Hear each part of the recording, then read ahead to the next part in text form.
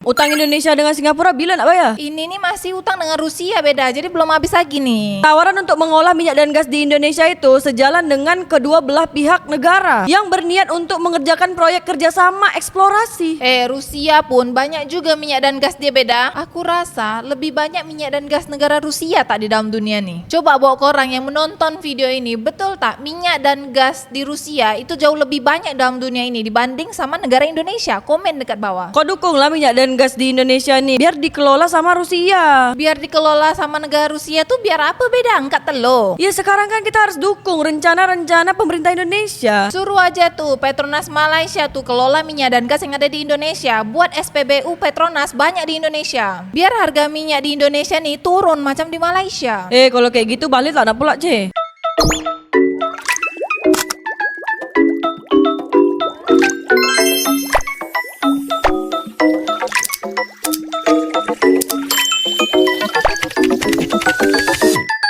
Kata Pak Prabowo Subianto dulu pada saat Indonesia ini sedang miskin, Rusia membantu tanpa meminta kita Indonesia ini membayar utang lebih dulu, kata Prabowo Subianto dengan emosional. Bahlil, Menteri ESDM Indonesia menawarkan Rusia untuk menggarap ladang minyak dan gas di pantai Indonesia. Pak Prabowo Subianto, Presiden Indonesia pun menegaskan bahwa meskipun utang Indonesia ini perlu pelunasannya ini sampai bertahun-tahun, Rusia rela menunggu dan Indonesia tetap menyelesaikan tanggung jawabnya. Utang Indonesia dengan Singapura bila nak bayar? Ini nih masih utang dengan Rusia beda, jadi belum habis lagi nih. Tawaran untuk mengolah minyak dan gas di Indonesia itu sejalan dengan kedua belah pihak negara yang berniat untuk mengerjakan proyek kerjasama eksplorasi. Rusia pun banyak juga minyak dan gas dia beda. Aku rasa lebih banyak minyak dan gas negara Rusia tak di dalam dunia nih. Coba bawa ke orang yang menonton video ini, betul tak minyak dan gas di Rusia itu jauh lebih banyak dalam dunia ini dibanding sama negara Indonesia? Komen dekat bawah. Kau dukunglah minyak dan gas di Indonesia nih biar dikelola sama Rusia. Biar dikelola sama negara Rusia tuh biar apa beda? Angkat telur. Ya sekarang kan kita harus dukung rencana-rencana pemerintah Indonesia. Suruh aja tuh Petronas Malaysia tuh kelola minyak dan gas yang ada di Indonesia. Buat SPBU Petronas banyak di Indonesia. Biar harga minyak di Indonesia nih turun macam di Malaysia. Kalau kayak gitu balik tak nak pula C. Tetangga negara Malaysia lebih dekat beda. Kalau negara Rusia jauh dekat sana. Belum lagi tersenggol dengan Amerika, tersenggol dengan Cina. Belum lagi nanti kalau Amerika tengok Rusia nih mengelola minyak dan gas di Indonesia, terus nanti Amerika cakap, oh engkau tak nak beli minyak dan gas dari aku.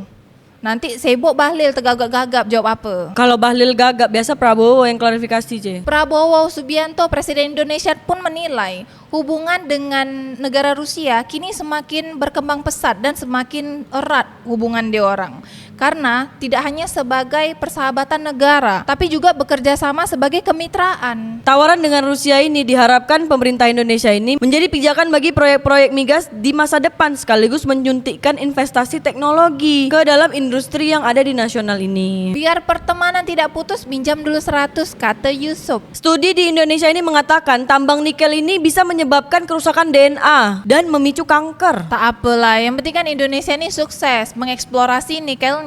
Tak apa, nanti masyarakat susah terus sakit. Negara tak nak tanggung jawab. Yang penting kan Indonesia ini udah sukses beda mengekspor nikel-nikel dia ini ke seluruh dunia. Bahaya yang dimaksud itu mulai dari gangguan pernafasan, kerusakan ginjal, perubahan epigenetik dan merusak DNA manusia hingga kanker paru-paru. Tapi saat negara utang ke rakyat, rakyatnya nggak pernah dibayar. Dan ketika rakyat yang ngutang langsung ditagih dan dipenjara rakyatnya, kata Philip. Nikel ini merupakan logam transisi yang secara alami dapat dari tanah, air dan udara. Namun aktivitas manusia terutama industri tambang dan manufaktur logam mempercepat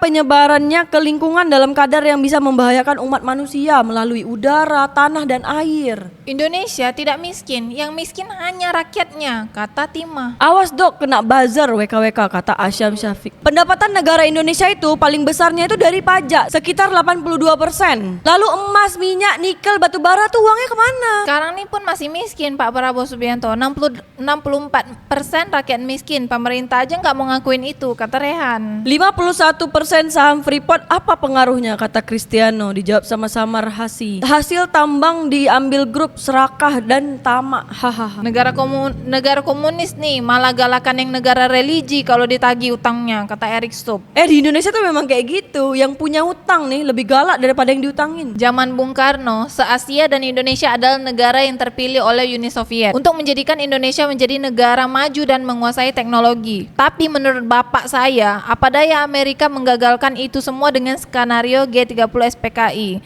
Dewan Jenderal dan Super Semar, Bung Karno akhirnya dilengsarkan, kata Sugiarso. Kepada Bapak Presiden, mohon membuat kebijakan yang benar dan baik yang berpihak kepada rakyat. Janganlah mau menjadi tunggangan segelintir orang yang rakus dan tamak.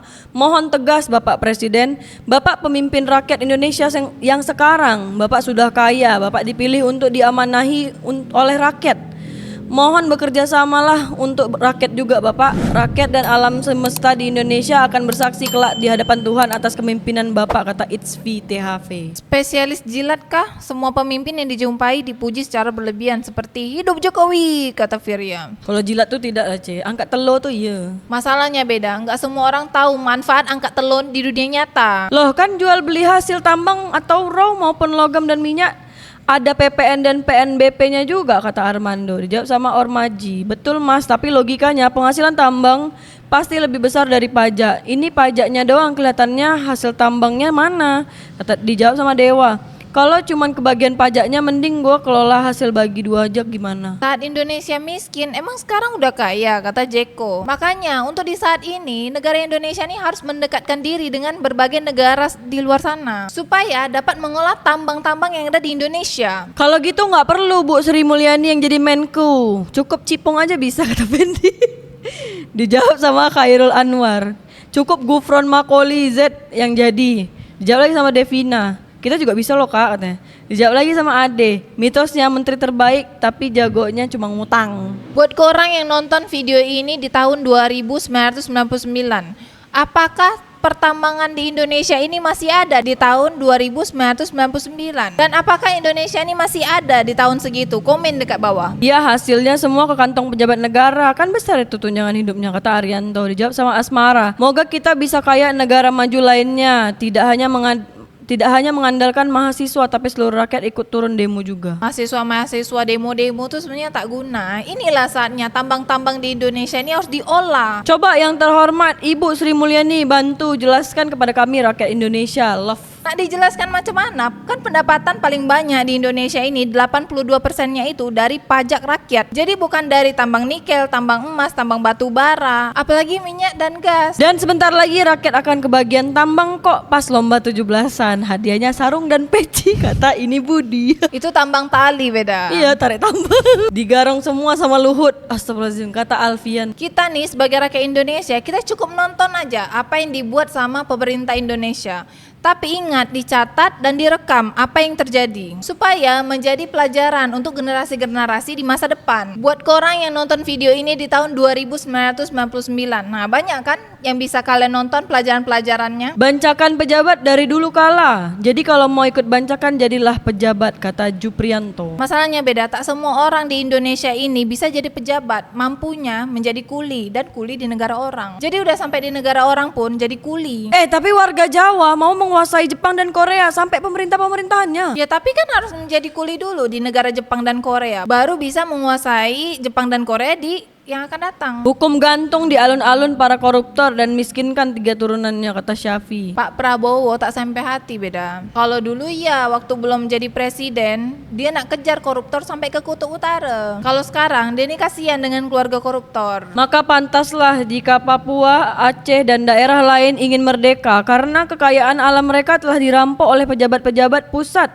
yang bekerja sama dengan oligarki, kata Nur Hidayah. Jangan bilang rampok, ini untuk kemajuan negara Indonesia. Iya nih, kayak kata Bay Dedi Suryadi, itu untuk kemakmuran rakyat loh Mbak. Saya dari dulu juga bingung mikir soal ini, bos-bos kok koyo ora gato hitungannya, sementara banyak orang yang jadi kong loh. atau setengah konglo, ataupun juga setengah lagi pun banyak yang kekayaannya berasal dari tambang atau babat hutan, kebun sawit jutaan. Sementara rakyat dijerat dengan berjibun aturan pajak, kata Dr. Khairul Hadi. Makanya engkau tuh jadi anak pejabat atau engkau berkawan dengan Timothy Ronald.